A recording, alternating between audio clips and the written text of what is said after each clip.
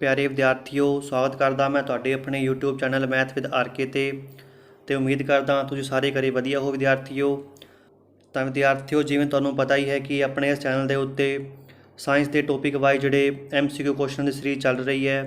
तो अज मैं जिहड़ा दूजा टॉपिक है फोर्स या बल, उसके जिहड़े महत्वपूर्ण 25 क्वेश्चन ने MCQ वो मैं लैके हाज़र हो चुकिया। तो जिस विद्यार्थी ने मेरा पहला टॉपिक की वीडियो नहीं वेखी है तो उसका लिंक मैं थल्ले लाया हुआ है, उत्थे जाके तुसी जिहड़ा अपना टॉपिक 1 है मोशन या गति, उसके जिहड़े लैक्चर तुसी सुन सकते हो तो नोट्स भी बना सकते हो। हुण आपां चलदे हां अज दे टॉपिक के उत्ते जिहड़ा अपना है जी फोर्स या बल। तो एक जरूरी गल विद्यार्थियों, वीडियो के अंत दे जो मैं क्वेश्चन देना उसका आंसर तुसी जरूर कमेंट करिया करो, क्योंकि उस नाल मैनूं पता लगता है कि तुसी इस वीडियो नूं कितना पसंद कर रहे हो तो कितना तुसी इस नूं फॉलो कर रहे हो। क्योंकि तुसी हुण तैयारी दे इस स्टेज ते हो, तुसी एक विच क्वेश्चन जिहड़ा छड्डना नहीं चाहिदा, क्योंकि पता नहीं किहड़ा क्वेश्चन पेपर दे विच आ जावे।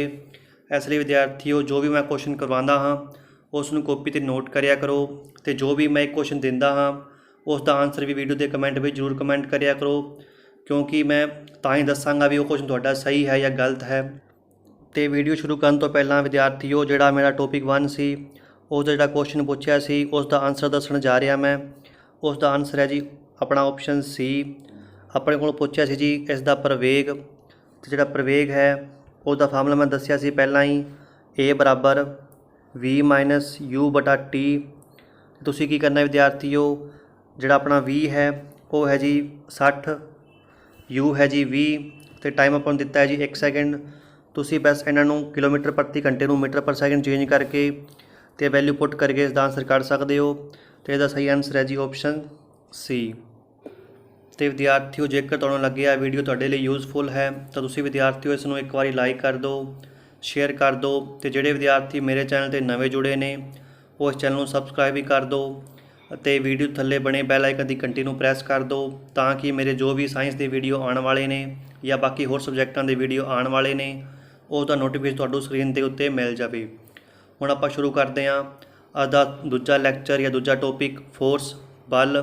तो इस वीडियो नूं लास्ट तक वेखना तां ही तुहानूं जिहड़ा पूरा फायदा मिलेगा।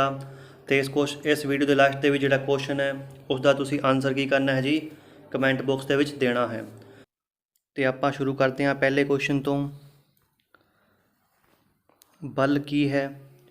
ऑप्शन ए वस्तु नूं गति प्रदान करना, ऑप्शन बी गतिशील वस्तु नूं स्थिर करना, ऑप्शन सी वस्तु नूं उचाई ते चुकना, तो ऑप्शन डी उपरोक्त सारे।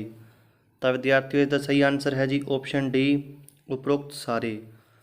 जिहड़ा फोर्स है जी वो की करता है, वस्तु नूं गति प्रदान कर सकता है, गतिशील वस्तु नूं स्थिर कर सकता है, तो वस्तु नूं उचाई ते भी चुक सकता है। तो अपना आंसर है जी ऑप्शन डी उपरोक्त सारे। तो जिवें आपां समझते हैं बाय एग्जाम्पल भी बल की है, तो सब तो पहला गल करिए भी जिहड़ी बल है वो किसी भी जिहड़ी वस्तु कोई विराम अवस्था विच पई है तो उसनूं गतिशील या गति प्रदान कर सकता है। जिवें तुहानूं स्क्रीन के उत्ते वेख रहा है एक जिहड़ा बंदा है वो ट्रोली नूं धक्का दे के जिहड़ी कि पहलां विराम अवस्था विच पई सी उसनूं गतिशील अवस्था विच लैके आ रहा है। जेकर आपां गल करिए दूजी एग्जाम्पल की तो इस विच की वेख रहे आपां भी एक जिहड़ी वस्तु है जिहड़ी गतिशील है वो जिहड़ा बंदा है उस बॉल नूं जिहड़ी कि गतिशील अवस्था दे विच उसदे कोल आ रही है उसनूं अपना जिहड़ा बल ला के उसनूं विराम अवस्था विच कर रहा है। जेकर आपां गल करिए एक होर एग्जाम्पल की तो वेखो जिवें जिहड़ा बल है उस दे कारण जिहड़ी वस्तु है अपना आकार भी बदल रहा है। इस दे विच आपां वेख रहे हैं एक बंदा है जिहड़ा रबड़ की गेंद नूं जिहड़ा दोवां पासे दबा के उसका आकार बदल रहा है। जेकर आपां गल करिए बल की होर एग्जाम्पल की तो जिहड़ा बल है वो किसी भी वस्तु की दिशा भी बदल सकता है। उसनूं भी आपां समझते हैं एग्जाम्पल तो, जिवें तुहाडे स्क्रीन के उत्ते शो हो रहा विद्यार्थियों जिहड़ा एक बल्लेबाज है वो जिहड़ा बैट नाल जिहड़ा बल ला के उस गेंद की जिहड़ी दिशा बदल रहा है।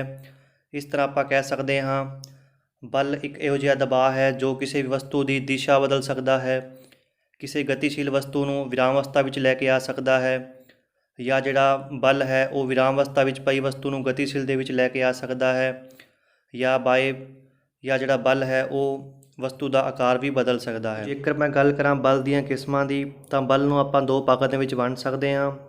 ਇੱਕ ਪਾਸੇ ਹੈ ਜੀ ਬੈਲੈਂਸ ਫੋਰਸ ਅਤੇ ਇੱਕ ਪਾਸੇ ਹੈ ਜੀ ਅਨਬੈਲੈਂਸ ਫੋਰਸ। ਅਤੇ ਦੋਨਾਂ ਦੇ ਅੰਦਰ ਡਿਫਰੈਂਸ ਕੀ ਹੈ ਜੀ, ਜਿਵੇਂ ਆਪਾਂ ਇੱਥੇ ਵੇਖ ਰਹੇ ਹਾਂ ਜਿਹੜੇ ਦੋ ਬੰਦੇ ਨੇ ਇਕੁਅਲ ਫੋਰਸ ਲਾ ਰਹੇ ਨੇ, ਠੀਕ ਹੈ ਜੀ। ਜਦੋਂ ਵੀ ਕੋਈ ਵਸਤੂ 'ਤੇ ਇਕੁਅਲ ਫੋਰਸ ਲਾਏਗਾ ਤਾਂ ਤੁਸੀਂ ਯਾਦ ਰੱਖ ਲਓ ਜਾਂ ਨੋਟ ਕਰ ਲਓ, ਜਿਹੜੀ ਵਸਤੂ ਹੈ ਉਹ ਆਪਣਾ ਸਥਾਨ ਚੇਂਜ ਨਹੀਂ ਕਰੇਗੀ। ਜਿਵੇਂ ਸਕਰੀਨ ਦੇ ਉੱਤੇ ਲਿਖਿਆ ਹੈ, equal force is acting on N object in opposite direction. ਜੇਕਰ ਕੋਈ ਦੋ ਬੰਦੇ ਇੱਕੋ ਜਿੰਨਾ ਫੋਰਸ ਇੱਕ ਓਬਜੈਕਟ 'ਤੇ ਲਾ ਰਹੇ ਨੇ ਜਾਂ ਇੱਕ ਵਸਤੂ 'ਤੇ ਲਾ ਰਹੇ ਨੇ ਤਾਂ ਵਸਤੂ ਜਿਹੜਾ ਆਪਣਾ ਸਥਾਨ ਚੇਂਜ ਨਹੀਂ ਕਰੇਗੀ। Do not change the objects motion.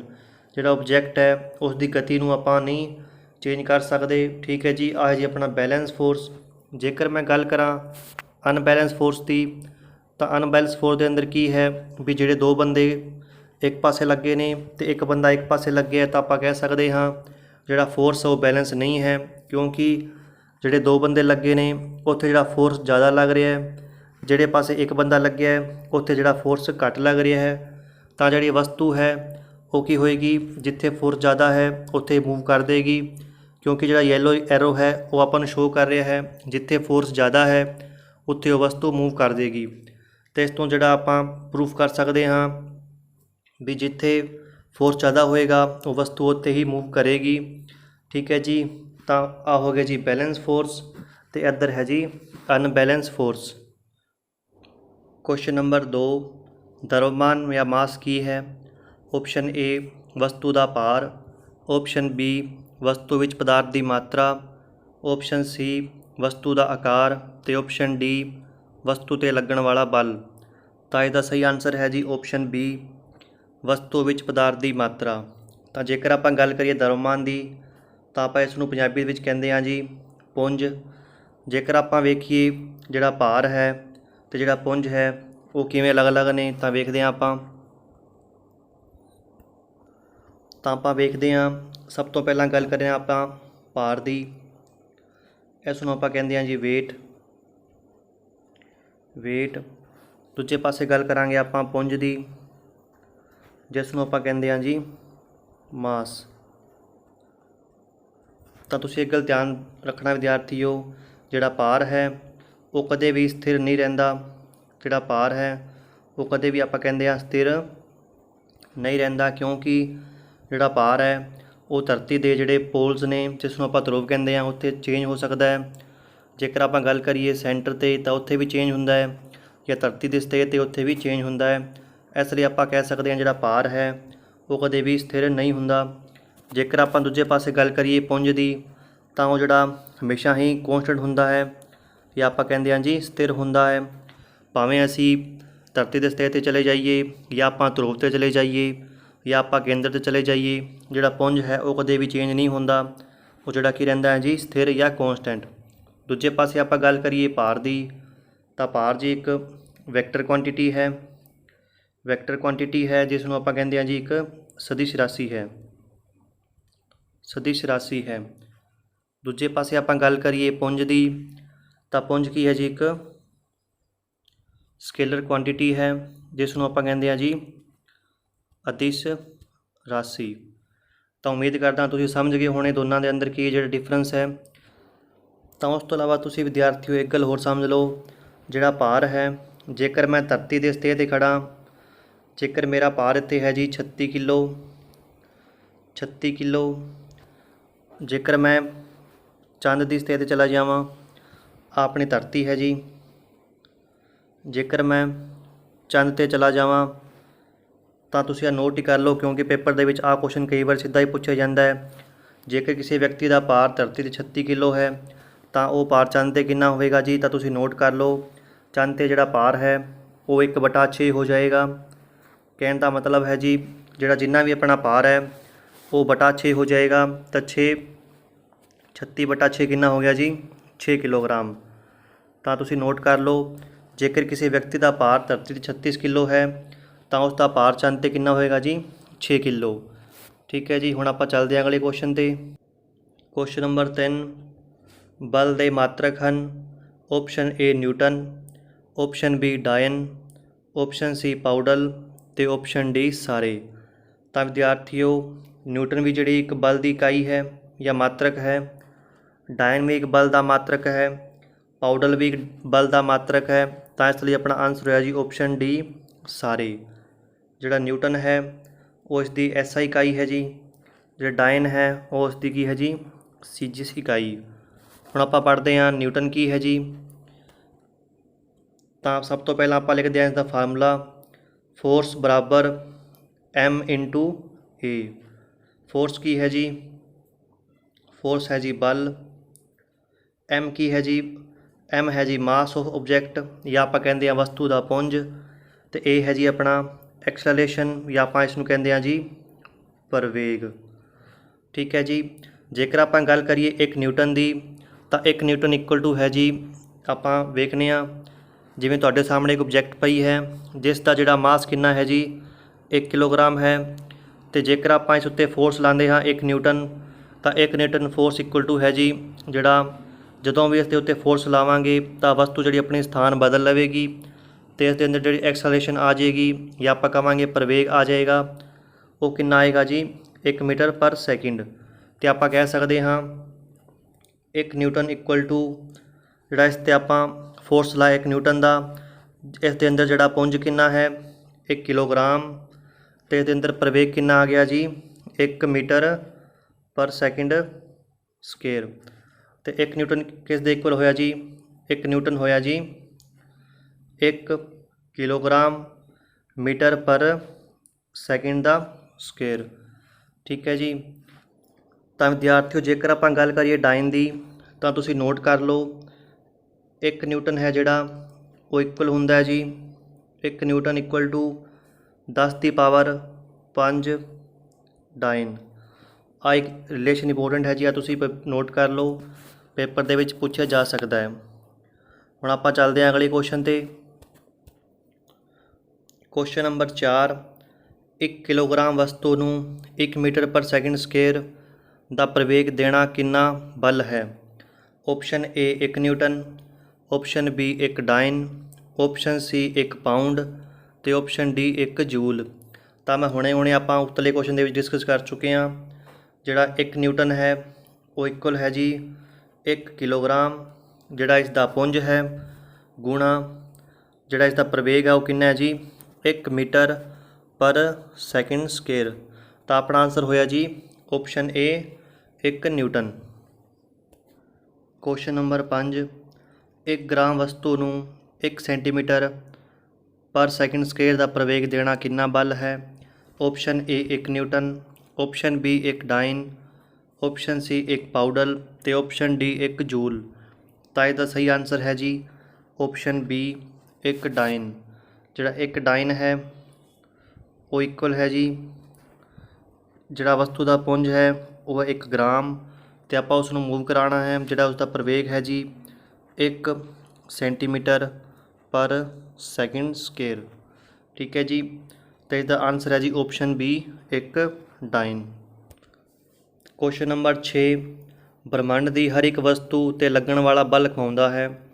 Option A ਗੁਰੂਤਵਾਕਰਸ਼ਣ ਬਲ, ਆਪਸ਼ਨ ਬੀ ਪ੍ਰਬਲ ਬਲ, ਆਪਸ਼ਨ ਸੀ ਬਿਜਲੀ ਚੁੰਬਕੀ ਬਲ, ਅਤੇ ਆਪਸ਼ਨ ਡੀ ਸਾਰੇ। ਤਾਂ ਇਸਦਾ ਸਹੀ ਆਨਸਰ ਹੈ ਜੀ ਆਪਸ਼ਨ ਏ ਗੁਰੂਤਵਾਕਰਸ਼ਣ ਬਲ, ਜਿਸ ਨੂੰ ਆਪਾਂ ਕਹਿੰਦੇ ਹਾਂ ਜੀ ਗ੍ਰੈਵੀਟੇਸ਼ਨਲ ਫੋਰਸ। ਗ੍ਰੈਵੀਟੇਸ਼ਨਲ ਫੋਰਸ, ਅਤੇ ਆਪਾਂ ਇਸ ਨੂੰ ਡਿਨੋਟ ਕਰਦੇ ਹਾਂ ਜੀ ਵੱਡੇ ਜੀ ਤੋਂ। ਤਾਂ ਵਿਦਿਆਰਥੀਓ ਜੇਕਰ ਆਪਾਂ ਗੱਲ ਕਰੀਏ ਇਸ ਕੈਪੀਟਲ ਜੀ ਦੀ, ਤਾਂ ਕੈਪੀਟਲ ਜੀ ਕੀ ਹੈ, ਇਸ ਦੀ ਵੈਲਿਊ ਕੀ ਹੈ ਆਪਾਂ ਪੜ੍ਹਦੇ ਹਾਂ। ਜਿਹੜਾ ਕੈਪੀਟਲ ਜੀ ਹੈ ਜੀ ਆ ਲਿਆ ਗਿਆ ਆਪਣਾ ਇੱਕ ਲਾ ਹੈ ਜੀ ਜਿਸ ਨੂੰ ਆਪਾਂ ਕਹਿੰਦੇ ਹਾਂ ਯੂਨੀਵਰਸਲ ਲਾ ਆਫ ਗ੍ਰੈਵੀਟੇਸ਼ਨ। ਇਸ ਲਾ ਤੋਂ ਜੀ ਦਾ ਵੈਲਿਊ ਕੱਢੀ ਗਈ ਹੈ, ਅਤੇ ਇਸ ਲਾ ਦੇ ਮੁਤਾਬਕ ਆਪਣਾ ਨੂੰ ਲਾ ਕਹਿੰਦਾ ਹੈ ਜੀ ਜਿਵੇਂ ਬ੍ਰਹਿਮੰਡ ਦੇ ਵਿੱਚ ਜੋ ਵੀ ਵਸਤੂਆਂ ਮੌਜੂਦ ਨੇ, ਭਾਵੇਂ ਛੋਟੀਆਂ ਨੇ ਭਾਵੇਂ ਵੱਡੀਆਂ ਨੇ, ਉਹ ਇੱਕ ਦੂਜੇ ਨੂੰ ਇੱਕ ਬਲ ਨਾਲ ਖਿੱਚ ਰਹੀਆਂ ਨੇ, ਤਾਂ ਉਸ ਦਾ ਜਿਹੜਾ ਰਿਲੇਸ਼ਨ ਹੈ ਇਸ ਦੇ ਅੰਦਰ ਸਮਝਾਇਆ ਗਿਆ ਜਾਂ ਦੱਸਿਆ ਗਿਆ ਹੈ, ਅਤੇ ਆਪਾਂ ਉਹ ਪੜ੍ਹਦੇ ਹਾਂ ਜੀ। ਤਾਂ ਸਪੋਜ਼ ਕਰ ਲਈਏ ਇੱਕ ਵਸਤੂ ਹੈ ਜੀ ਜਿਸ ਦਾ ਮਾਸ ਹੈ ਜੀ ਕੈਪੀਟਲ ਐਮ, ਇੱਕ ਵਸਤੂ ਹੋਰ ਹੈ ਜੀ ਉਸ ਦਾ ਜਿਹੜਾ ਮਾਸ ਹੈ ਜੀ ਸਮੋਲ ਐਮ ਜਾਂ ਆਪਾਂ ਕਹੀਏ ਪੁੰਜ। ਤਾਂ ਇਹਨਾਂ ਦੇ ਵਿਚਕਾਰ ਜਿਹੜਾ ਡਿਸਟੈਂਸ ਹੈ ਉਸ ਨੂੰ ਆਪਾਂ ਸਪੋਜ਼ ਕਰ ਲਿਆ ਸਮੋਲ ਆਰ। ਤਾਂ ਇਸ ਲਾਅ ਦੇ ਮੁਤਾਬਕ ਜਿਹੜਾ ਐਫ ਹੈ ਜੀ ਉਹ ਸਿੱਧਾ ਅਨੁਪਾਤੀ ਹੈ ਇਹਨਾਂ ਦੋਵਾਂ ਵਸਤੂਆਂ ਦੇ ਪੁੰਜ ਦੇ ਗੁਣਨਫਲ ਦੇ m1 ਇੰਟੂ ਸਮੋਲ m ਅਤੇ f ਜਿਹੜਾ ਹੈ ਉਹ ਉਲਟਾ ਅਨੁਪਾਤੀ ਹੈ ਜੀ ਕਿਸ ਦੇ ਜੋ ਵੀ ਇਹਨਾਂ ਦਾ ਡਿਸਟੈਂਸ ਹੈ ਉਹਨਾਂ ਦੇ ਸਕੇਅਰ ਦੇ ਬਰਾਬਰ। ਇਸ ਨੂੰ ਮੰਨ ਲਿਆ ਇਕੁਏਸ਼ਨ 1 ਅਤੇ ਆਪਾਂ ਮੰਨ ਲਈ ਇਕੁਏਸ਼ਨ 2। ਹੁਣ ਆਪਾਂ ਦੋਵਾਂ ਇਕੁਏਸ਼ਨ ਨਾਲ ਇਸ ਨੂੰ ਸੋਲਵ ਕਰਦੇ ਹਾਂ ਜੀ।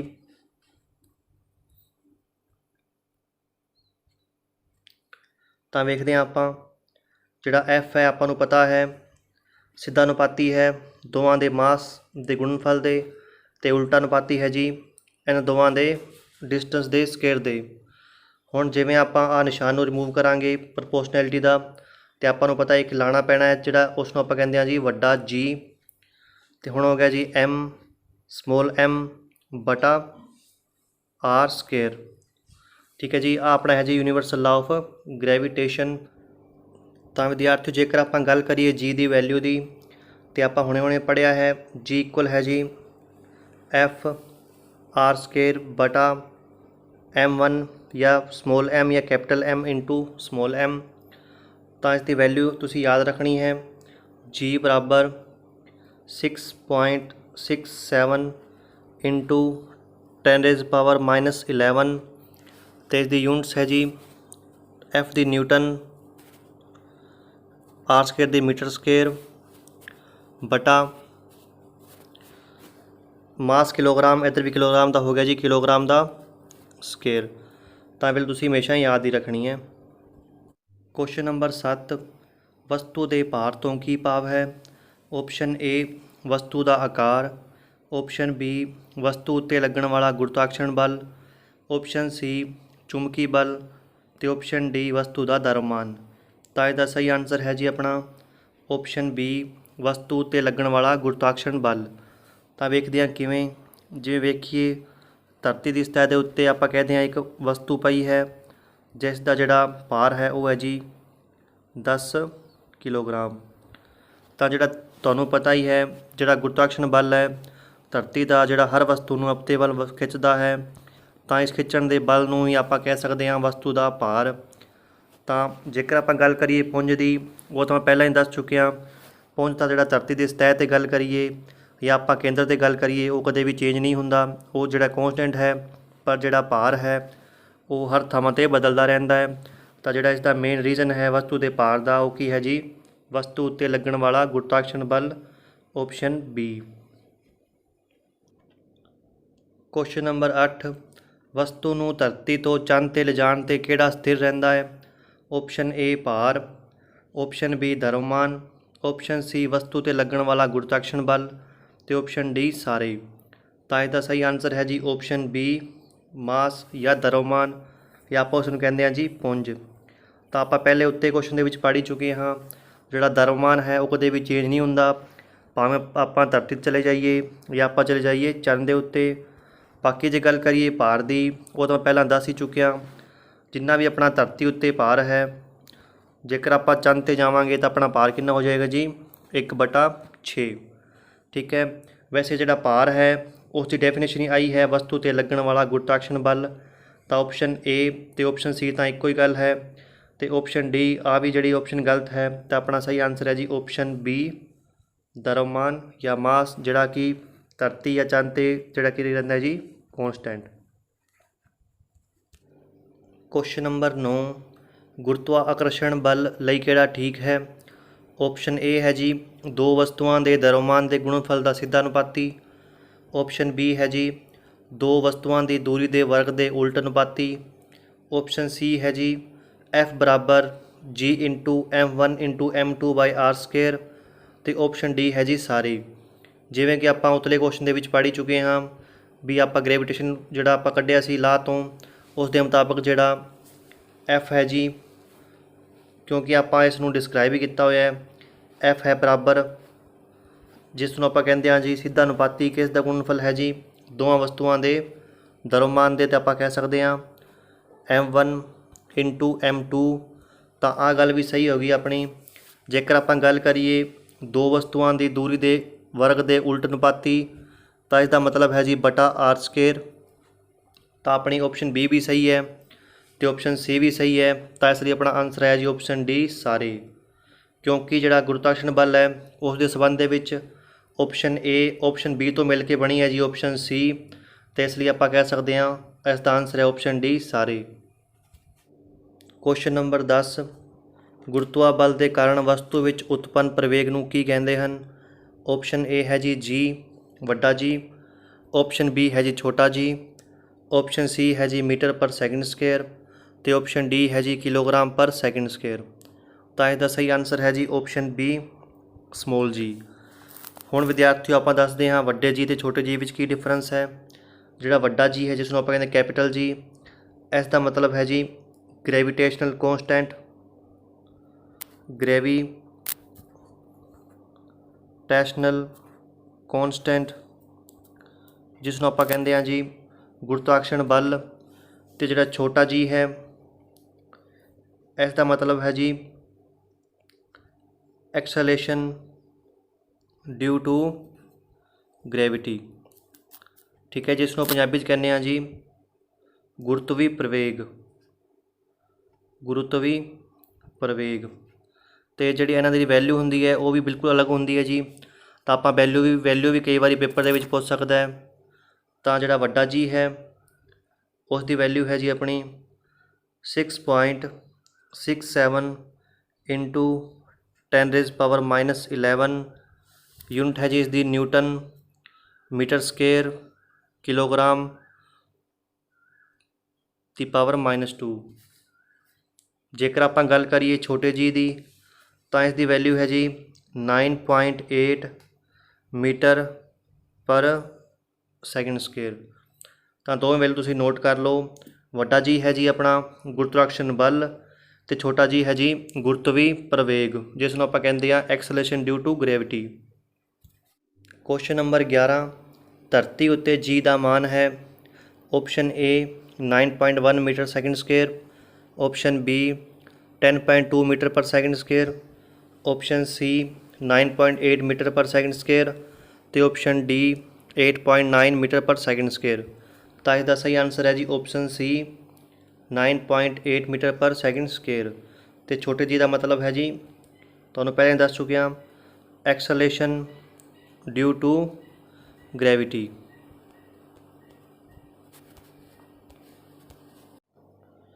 क्वेश्चन नंबर 12, एक वस्तु नूं धरती के भूमध रेखा तो ध्रुवां दे लैके जाण ते वस्तु के भार ते की असर होवेगा? ऑप्शन ए है जी वधदा है, ऑप्शन बी है जी घटदा है, ऑप्शन सी है जी कोई फर्क नहीं पैंदा, तो ऑप्शन डी है जी द्रव्यमान बदलता रहता है। तो इसका सही आंसर है जी अपना ऑप्शन ए वधदा है। तो विद्यार्थियों जेकर आप गल करिए वस्तु के भार से, तो जिहड़ा वस्तु का भार है वो डिपेंड करता है जी अपने कोल फार्मूला है F बराबर mg। m की है जी m है जी वस्तु का पुंज जिहड़ा कि आपां पता है कि है जी स्थिर है, इसलिए आप कह सकते हाँ भी जिहड़ा F है ये आप कह सकते हैं वस्तु का भार है वो डायरैक्ट डिपेंड करता है जी जी ते। तो जिहड़ा F की से डिपेंड करता है जी जी ते। तो जेकर जी की वैल्यू घटेगी तो F भी घटेगा, मतलब वस्तु का भार घटेगा। जेकर जी की वैल्यू वधेगी तो वस्तु का भार की होएगा वध हो जाएगा। हुण आपां वेखदे हां भी जी की वैल्यू कित्थे मैक्सीमम है कित्थे मिनीमम है। तो विद्यार्थियों जेकर आपां गल करिए धरती की, तो सब तो पहलां आपां वेखांगे धरती के केंद्र के उत्ते जी की वैल्यू कितनी हुंदी है। तो धरती के केंद्र के उत्ते जिहड़ी जी की वैल्यू कितनी हुंदी है जी 0।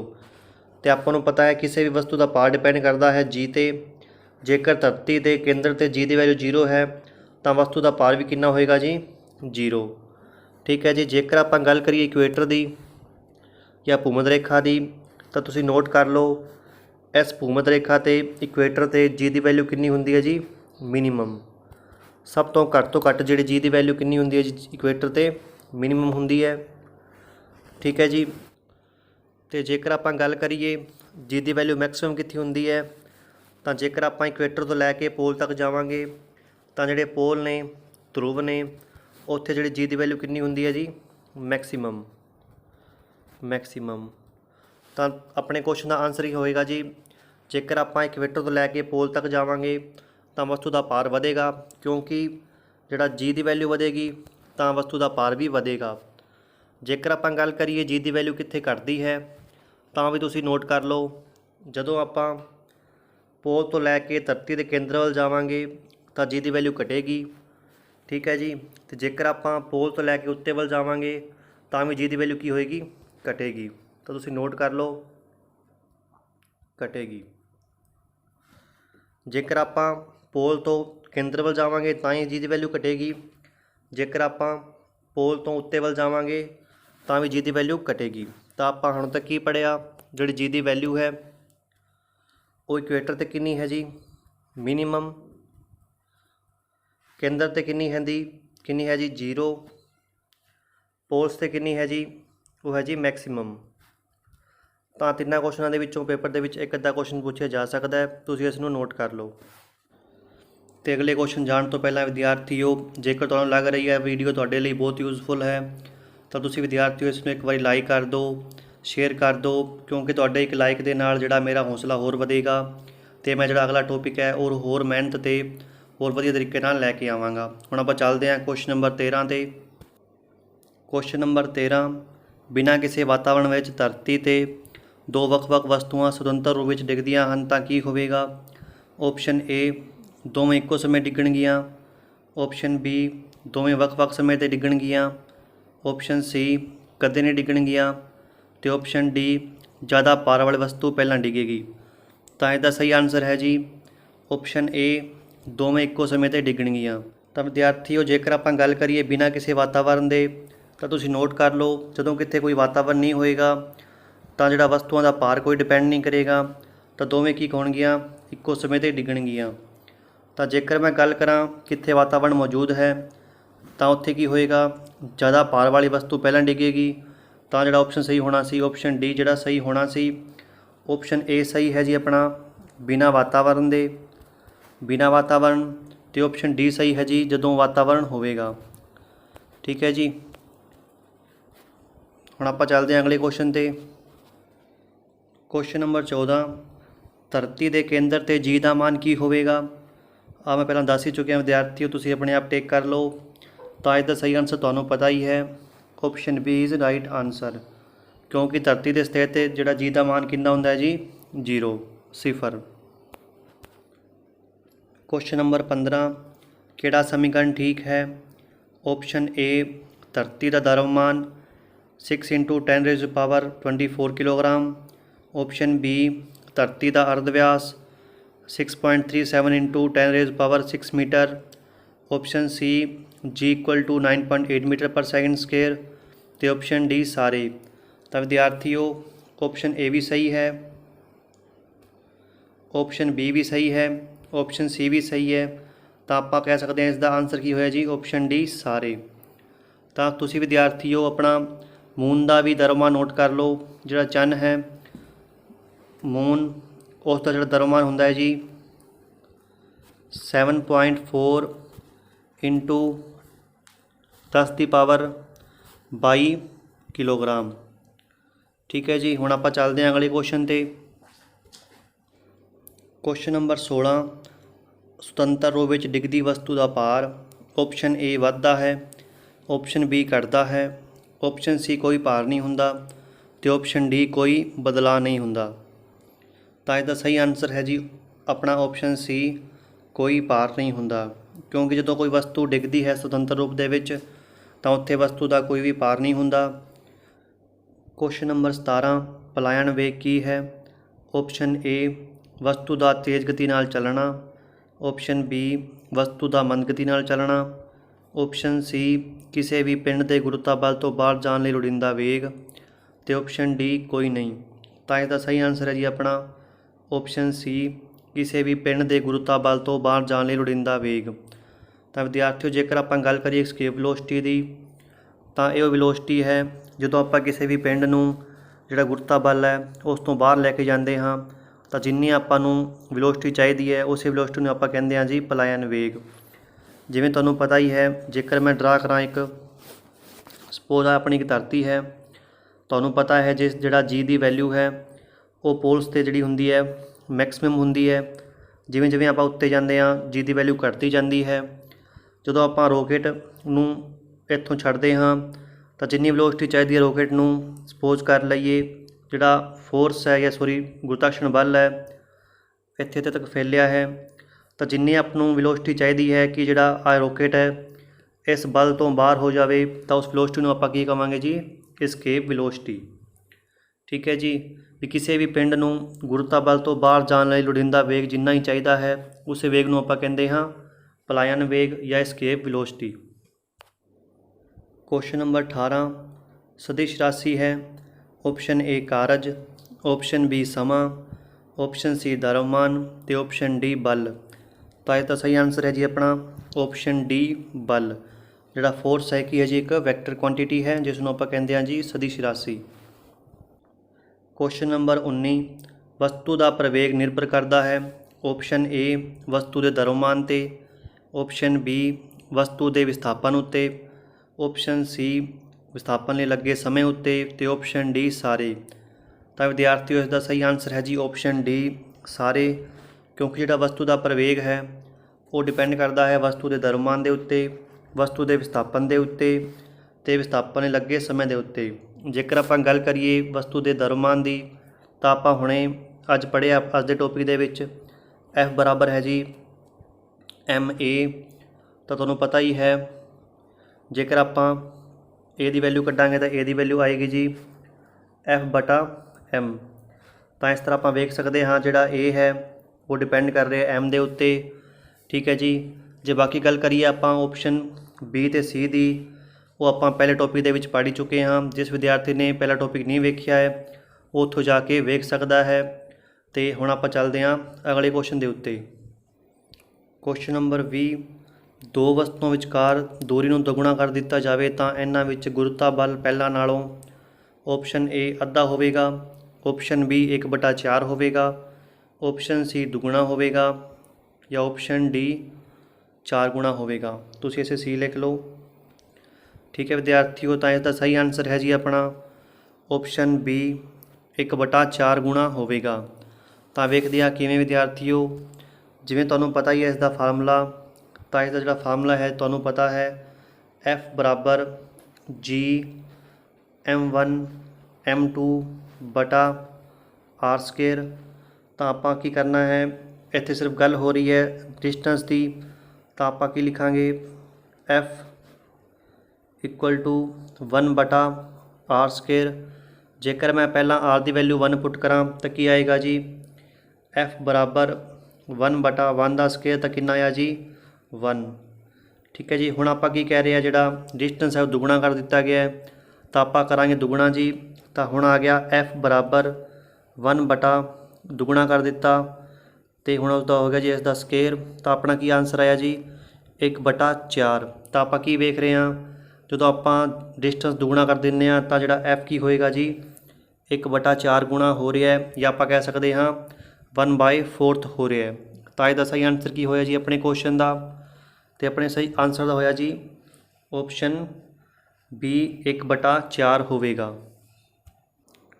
क्वेश्चन नंबर 21 अभिकेंद्री बल या सेंट्रीपिटल फोर्स कार्य करता है।